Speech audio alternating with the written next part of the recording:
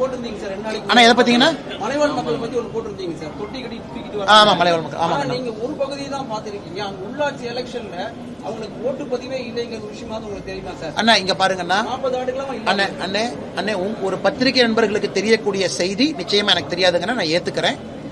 எனக்கு ஒரு செய்தி தெரிந்த பின்பு நான் அதை ஆராய்ந்த பின்பு உங்க முன்னாடி நான் வைக்கிறேங்கன்னா, பத்திரிகை நண்பர்கள் நீங்க கிரவுண்ட்லயே இருக்கிறீங்க, நிச்சயமா என்னை விட உங்களுக்கு அதிக நாலேஜ் இருக்கு.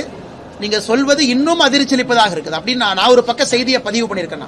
அப்ப நீங்க சொல்றத பார்த்தா அது இன்னும் அதிர்ச்சியளிப்பதாக தான் இருக்கு. அரசு ஒரு பக்கம் திராவிட மாடல் அரசு, முன்னேறிய மாநிலம், இந்தியாவுடைய 2வது பெரிய பொருளாதார மாநிலம் சொல்லக்கூடிய அரசு, தமிழகத்துல இது போன்ற அவல நிலையை தடுப்பதற்கு என்ன முயற்சி எடுக்கிறாங்கன்னு சொல்லணும். இதை பத்தியே பேச மாட்டாங்க. ஆனா இதை தவிர எல்லாம் பேசுவாங்க.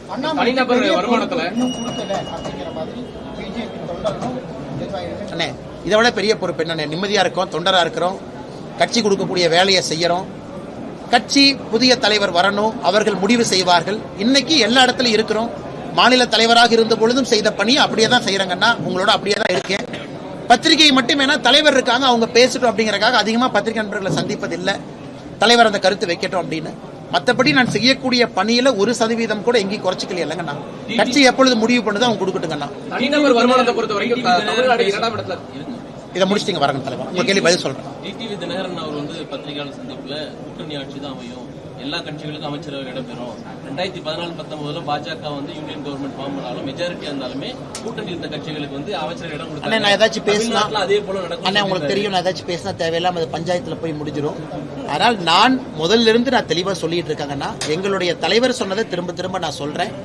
இன்னைக்கு நான் மாநில தலைவர் நயினார் நாகேந்திரன் அவர்கள் எங்களுடைய தலைவர்கிட்ட விட்டு அவங்க சம்பந்தமா பேசட்டும். பட் என்னுடைய கருத்து நான் தொடர்ந்து உங்கள்கிட்ட வச்சுட்டே இருக்கிற கட்சியினுடைய தொண்டர் தலைவர்கள் சொன்ன கருத்து. அதனால பொறுத்துருங்க, சரியான நேரத்தில் எல்லாம் பேசுவாங்க.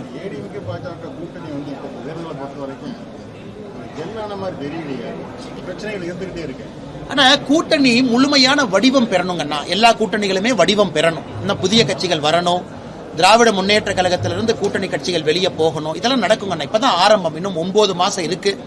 இன்னைக்கே எல்லா கூட்டணியும் முழுமையாக வடிவம் பெறும் நம்ம எதிர்பார்க்க கூடாதுங்கன்னா. நிச்சயமாக அந்த காலமும் சூழலும் இன்னும் தேர்தலுக்கான சூடே ஆரம்பிக்கலீங்கன்னா, அது வரும் பொழுது தேசிய ஜனநாயக கூட்டணி ஒரு முழுமையான வடிவத்தில் இருக்கும் என்பது என்னுடைய தீர்க்கமான ஒரு நம்பிக்கைங்கண்ணா. ஆனா தனிநபர் வருமானம்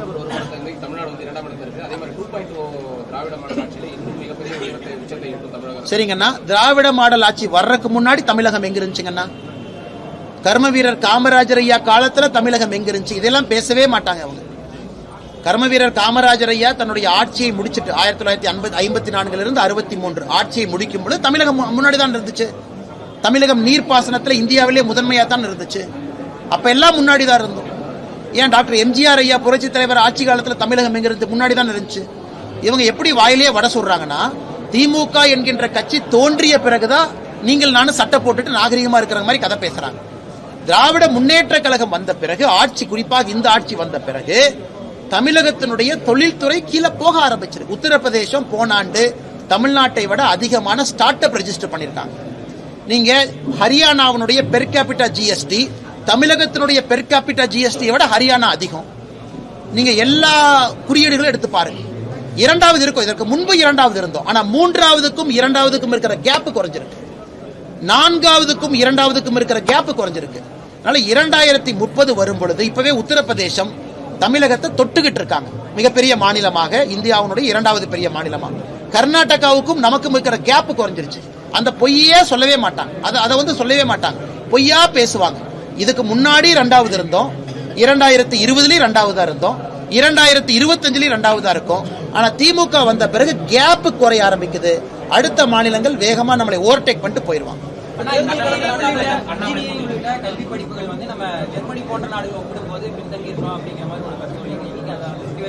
டெக்னிக்கல் நாலேஜுங்கண்ணா நான் சொன்னது. டெக்னிக்கலா ஒரு இன்ஜினியரிங் ஸ்கில்ல பத்தி சொன்னாங்கண்ணா. ஒரு ஜெர்மனியில பிராக்டிஸ் ஸ்கூல் என்கின்ற ஒரு மாடல் வச்சிருக்காங்க. நம்ம இவ்வளவு இன்ஜினியர் உற்பத்தி பண்றோம், அது கோயம்புத்தூர் போன்ற ஒரு நகரத்துல.